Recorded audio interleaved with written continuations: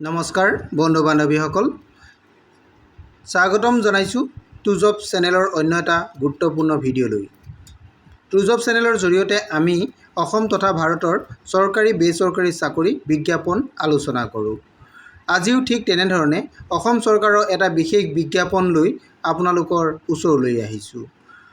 বিজ্ঞাপনটোৰ সবিশেষ বিতংকৈ জানিবলৈ ভিডিঅ'টো শেষলৈকে চাব। বন্ধু বান্ধৱীসকল, আপুনি যদি আমাৰ চেনেলৰ প্ৰথমবাৰলৈ আহিছে তেন্তে চেনেলটো ছাবস্ক্ৰাইব কৰি দিব। আপুনি যদি ফেচবুকত চাই আছে তেন্তে পেজটো ফ'ল' কৰি দিবলৈ নাপাহৰিব। বন্ধু বান্ধৱীসকল, আহক ভিডিঅ'টো। আৰু বন্ধু বান্ধৱীসকল, আজি মই যিটো বিজ্ঞাপন লৈ আপোনালোকৰ ওচৰলৈ আহিছোঁ, এই বিজ্ঞাপনটো DME ফালৰ পৰা প্ৰকাশ কৰিছে, অৰ্থাৎ ডাইৰেক্টৰ অফ মেডিকেল এডুকেশ্যনৰ ফালৰ পৰা প্ৰকাশ হৈছে। এই বিজ্ঞাপনটো 2023 চনতে প্ৰকাশ কৰা হৈছিল। 1 ফেব্ৰুৱাৰী তাৰিখে 2023 চনৰ তেতিয়াই বিজ্ঞাপনটো প্ৰকাশ হৈছিল। সেইকাৰণে এপ্লাইও হৈ গৈছিল। এপ্লাইটো আপোনালোকৰ হৈছিল 17/8/2024 তাৰিখলৈকে। আৰু এতিয়া পুনৰ আকৌ বিজ্ঞাপনটো প্ৰকাশ কৰিছে। এই বিজ্ঞাপনটো এতিয়া 17/8/2024 তাৰিখে প্ৰকাশ কৰিছিল। এতিয়া আপোনালোকে ইয়াৰ কাৰণে আবেদন কৰিবলৈ দিয়া হৈছে। 29 নৱেম্বৰৰ পৰা অনলাইন আবেদন আৰম্ভ হৈছে আৰু 9 ডিচেম্বৰ 2024 তাৰিখলৈকে আপোনালোকৰ আবেদন হ'ব। গতিকে আপোনালোকে এই পদকেইটাৰ কাৰণে বিজ্ঞাপনটো আগতেও পাইছিল, এতিয়া আকৌ পুনৰ এই বিজ্ঞাপনটো আহিছে। এই বিজ্ঞাপনটোৰ কাৰণে আগতে যিসকলে এপ্লাই কৰিছিল তেওঁলোকে ইয়াতে এপ্লাই কৰিব নালাগে। যিসকল নতুনকৈ এপ্লাই কৰিম বুলি ভাবিছে তেওঁলোকেহে এপ্লাই কৰিব। আগত যিসকলে এপ্লাই কৰিছিল তেওঁলোকে এই পদৰ কাৰণে এপ্লাই কৰিব নালাগে। ইয়াতে যিখিনি পদ আহিছে এই পদখিনি হৈছে গ্ৰেড 3 পদ। গ্ৰেড 3 টেকনিকেলৰ যিখিনি পদ আছে এই পদখিনিৰ কাৰণে বিজ্ঞাপনটো আহিছে। আপোনালোকে এইটো নিশ্চয় দেখা পাইছে। ইয়াতে ডেটটো মই আপোনালোকক দেখাই দিছোঁ। 29 নৱেম্বৰ 2024 পৰা অনলাইন আবেদন হ'ব আৰু 9 ডিচেম্বৰ 2024লৈকে 11:59 PM অৰ্থাৎ আপোনালোকৰ ৰাতি 12 বজালৈকেহে অনলাইন আবেদন কৰিবৰ কাৰণে দিয়া হৈছে 9 ডিচেম্বৰৰ। গতিকে আপোনালোকে 9 ডিচেম্বৰৰ ভিতৰত অনলাইন আবেদনটো কৰিব লাগিব। এতিয়া আমি চাওঁ এই পদসমূহ কি কি আছিলে। এই পদসমূহৰ কাৰণে আপোনালোকৰ পে'টো scale pay' plus grade pay' দুয়োটাই থাকিব। গতিকে পদসমূহ আপোনালোকক মই কিছু পদ দেখাই দিবলৈ চেষ্টা কৰিছোঁ। আপোনালোকে পদসমূহ চাব। প্ৰথমতে নাম্বাৰ 1 যিটো পদ আছে এইটো দেখিছে এথেণ্টিক টেকনিকেল। নেক্সট আছে আৰ্টিষ্ট আছে, এছিষ্টেণ্ট ফিজিঅ'থেৰাপিষ্ট আছে, এইটো টেকনিকেলৰ পদ আছে। তেনেধৰণে পদসমূহ আছে। গোটেইখিনি মই আপোনালোকক কৈ দিলে মোৰ ভিডিঅ'টো বহুত দীঘল হৈ যাব। গতিকে মই দুই এটা আপোনালোকক জনাই দিছোঁ। ইয়াতে টেকনিকেলৰে হয় যিখিনি পদ আছে। বেচিক হেল্থ ইনস্পেক্টৰ এইটো টেকনিকেলৰে পদ হয়।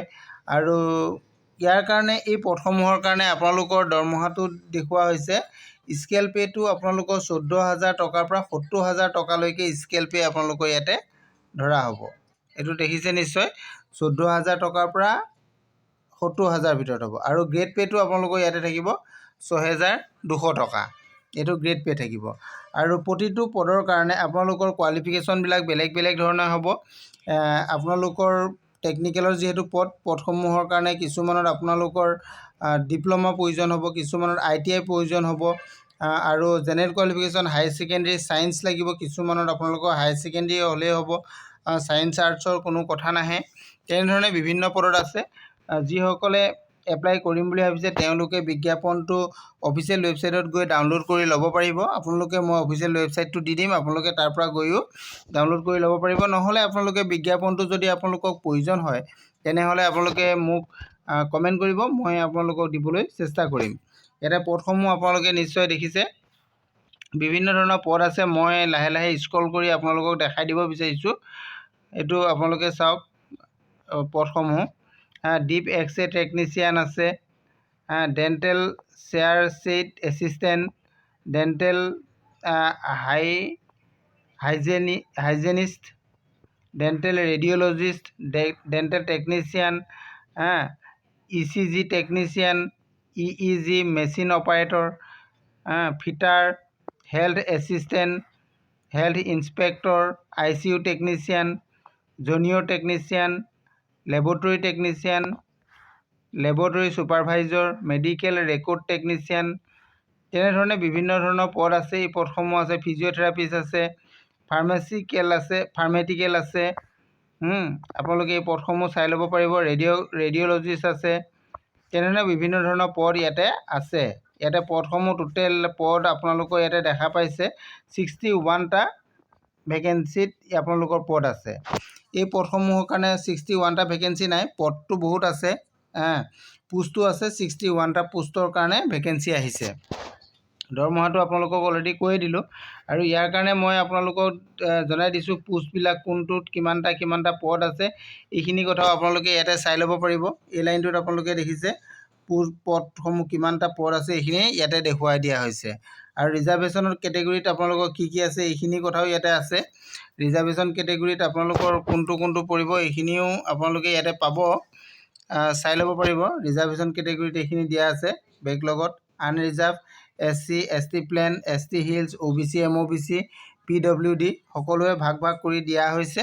আপোনালোকে সকলোৱে এইখিনি পোষ্টটো কিমান পোষ্ট আছে চাই ল'ব পাৰিব। ইয়াতে যিহেতু বহুত পোষ্ট আছে, পোষ্টসমূহ দেখিছে আপোনালোকে। মেক্সিমাম পদ ইয়াতে আছে আপোনালোকৰ ষ্টাফ নাৰ্ছ আৰু ষ্টাফ নাৰ্ছ চেণ্ট্ৰেল কেয়াৰৰ এই পদসমূহ বেছি আছে। ইয়াতে চেণ্ট্ৰেল যিটো কেয়াৰ আছে তাত আছে 308টা আৰু ষ্টাফ নাৰ্ছত আপোনালোকৰ আছে 451টা পদ আছে। এইটো আনৰিজাৰ্ভত বেছি আছে, 230টা পদ আপোনাৰ ষ্টাফ নাৰ্ছৰ খালী আছে। আৰু তেনেদৰে ষ্টাফ নাৰ্ছ চেণ্ট্ৰেল কেয়াৰত আছে আপোনালোকৰ 157টা পদ আছে। এইখিনি গোটেই পদসমূহ আছে, আপোনালোকে চাই ল'ব পাৰিব।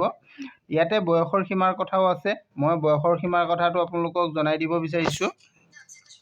বয়সটো যিসকল আনৰিজাৰ্ভ কেণ্ডিডেট আছে তেওঁলোকৰ 18 বছৰৰ পৰা 40 বছৰৰ ভিতৰত হ'ব লাগিব। এইটো ডেটটো আপোনালোকৰ দিয়া আছে 1/1/2024। 1/1/2024লৈকে আপোনালোকৰ 18 বছৰৰ পৰা 40 বছৰৰ ভিতৰত হ'ব লাগিব। আৰু যিসকল OBC আৰু MOBC কেণ্ডিডেট আছে তেওঁলোকৰ 18 বছৰৰ পৰা 43 বছৰ বয়সলৈকে হ'লে কৰিব পাৰিব, আৰু 1/1/2024লৈকে। আৰু যিসকল SC আৰু ST কেণ্ডিডেট আছে তেওঁলোকে 45 বছৰ বয়সলৈকে কৰিব পাৰিব। 18ৰ পৰা 45 বছৰ ভিতৰত তেওঁলোকে কৰিব পাৰিব। আৰু যিসকল PWD কেণ্ডিডেট আছে তেওঁলোকে 18ৰ পৰা 50ৰ ভিতৰত কৰিব পাৰিব। গতিকে আপোনালোকৰ বয়সটো কথাখিনি গম পালে। যিসকলৰ বয়স এইজৰ ভিতৰত মিলে তেওঁলোকে এই পদৰ কাৰণে এপ্লাই কৰিব পাৰিব। আৰু ইয়াৰ কাৰণে আপোনালোকে কোনো ধৰণৰ এপ্লিকেশ্যন ফিজ পেইড কৰিব নালাগে। ইয়াতে এপ্লিকেশ্যন ফিজ আপোনালোকে পেইড কৰিব নালাগে। চিলেকশ্যন প্ৰচেছৰ বিষয়ে সকলোখিনি ডিটেইলছ আপোনালোকে জানিবলৈ হ'লে ইয়াৰ যিটো অফিচিয়েল ৱেবছাইট তাতে যাব, তাতে গ'লে আপোনালোকে সকলোখিনি কথা জানিব পাৰিব। অফিচিয়েল ৱেবছাইটটো মই আপোনালোকক জনাই দিব বিচাৰিছোঁ, www.dme.assam.gov.in। এইটো অফিচিয়েল ৱেবছাইট। এই অফিচিয়েল ৱেবছাইটত গ'লে আপোনালোকে সকলোখিনি কথা জানিব পাৰিব। ইয়াৰে টাৰ্মছ এণ্ড কণ্ডিশ্যন কিছুমানো আছে। এই টাৰ্মছ এণ্ড কণ্ডিশ্যনসমূহ আপোনালোকে জানিবলৈ হ'লে এই অফিচিয়েল ৱেবছাইটত যাব। ৱেবছাইটত গ'লে আপোনালোকে সকলোখিনি কথা বিতংকৈ জানিব পাৰিব। আজি পদখিনি ইমানেই আছিলে। মই যিমানখিনি পাৰোঁ আপোনালোকক জনাই দিছোঁ।